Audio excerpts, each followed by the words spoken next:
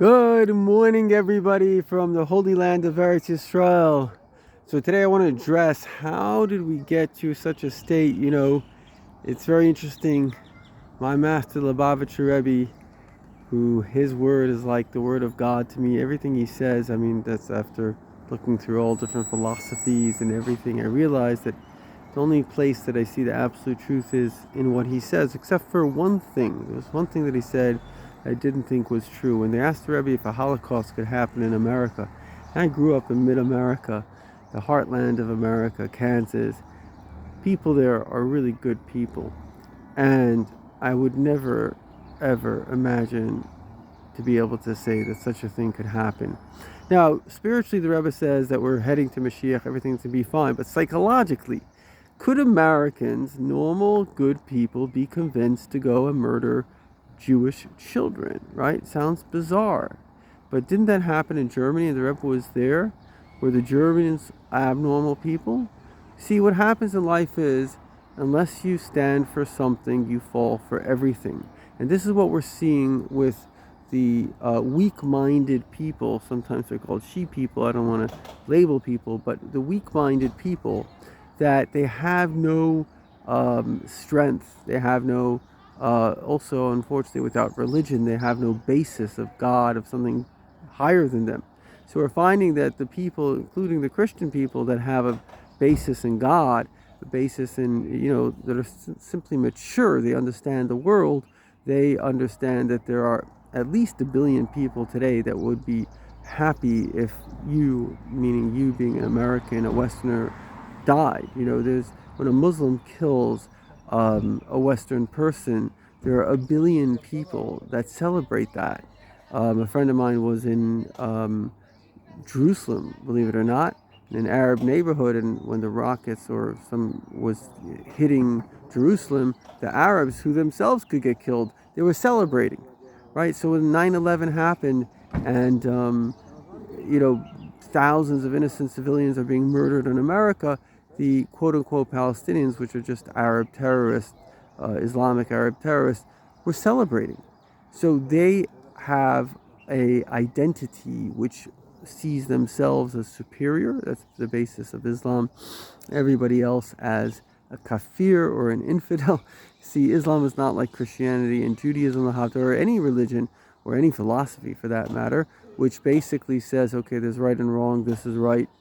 But Islam says, no, there is right and evil. If you do what we say, you're right. If you don't, you're evil. It doesn't give you a chance. It's basically a hatred, because Muhammad was a narcissist, and when the Jewish people and I think the Christian people of his area didn't believe that he was a prophet, he went out against them. And many times the Quran says clearly to kill Jews, kill Christians, and this is why you have hundreds of millions of people believing that this is a good thing to do. So, but immature people, they can't handle this information because the brain doesn't like to be uncomfortable. The hallmark of immaturity is the opposite of maturity. Maturity is looking at reality, as Freud says, and dealing with reality. Immaturity is living in fantasy because you can't deal with reality. Reality is too hard for you to face. But the thing is that reality is facing you, whether you like it or not. As one American general says, wars find you, you don't find wars. And then if you don't go against the Nazis, they will kill you. If you don't kill cancer, it will kill you.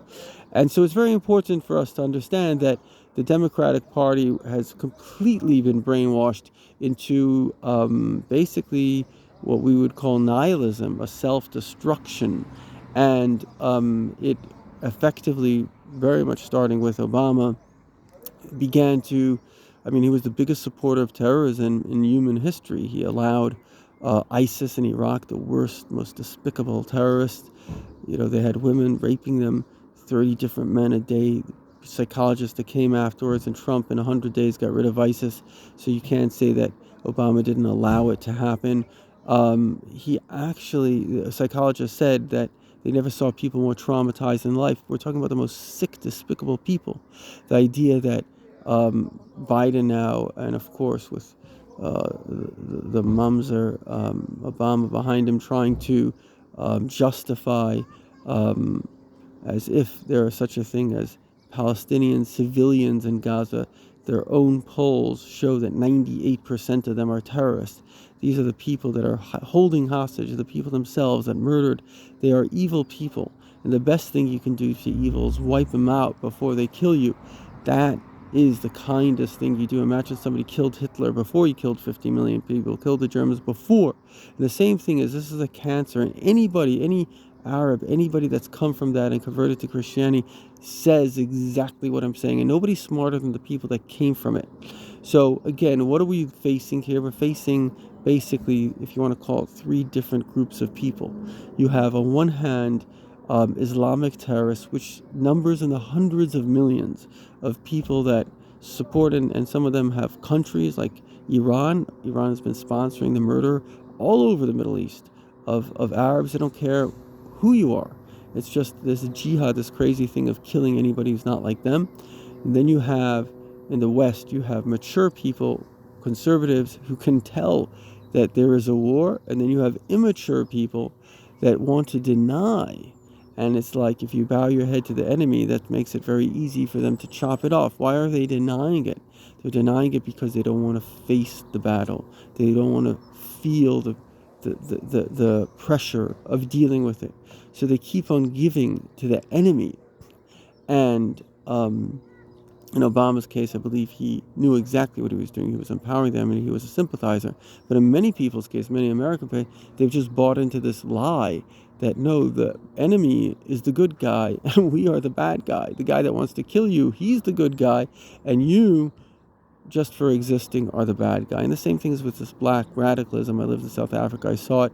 It's nothing but black racism, because racism is whenever you have a choice of a race. If you choose somebody based on skin color, if that skin color is black, that's also racism. We believe that all people are created equal under God, and all people have the same rights and privileges and obligations and duties. There's no one group of people that gets to be entitled, and even if history did bad things to them, my ancestors went through the Holocaust, but I'm not entitled. I'm not entitled to hurt anyone. I'm not entitled to get anything from anyone. I'm entitled to just be a better person because of it.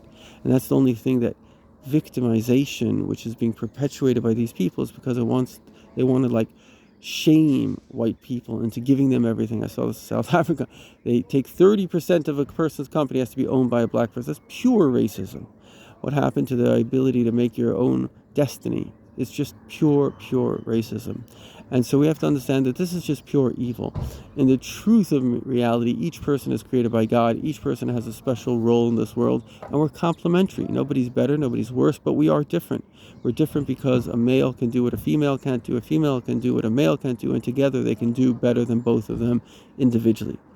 L'chaim v'levracha.